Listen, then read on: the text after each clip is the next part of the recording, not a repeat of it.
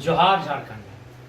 अभी सूचना मिली माननीय मुख्यमंत्री के नेतृत्व में विस्थापन आयोग, पुनर्वास आयोग का गठन हो गया है। इसके लिए सबसे पहले पूरे राज्यवासियों को शुभकामनाएं।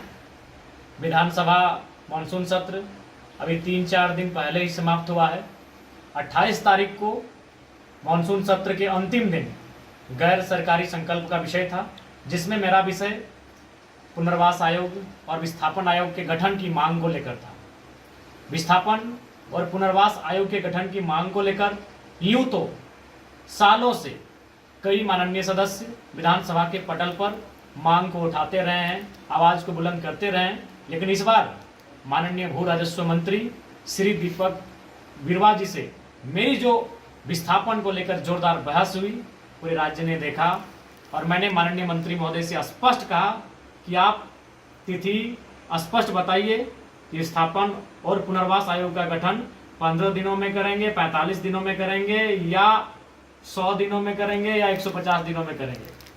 तो उस बहस के बाद जो बहस जिसको मैंने पूरी ऊर्जा, आक्रामकता और गर्मजोशी के साथ अपने चिर परिचित अंदाज में रखने का काम किया था, और उस बहस के 5 दिनों के अंदर आज झारखंड कैबिनेट से अंतिम मुहर लगी।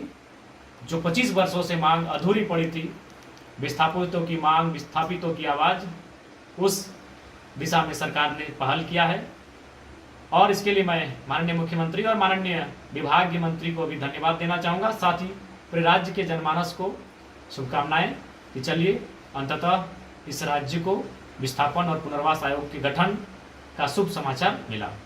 रूट हल्का सा राज्यवासियों को शुभकामनाएं और साथ ही प्रवासी मजदूरों को भी पैकेज दिया गया, विशेष पैकेज दिया गया जो करोड़ों का पैकेज है। इस पर भी मैंने 3 बार विधानसभा में सवाल किया था, बहस किया था।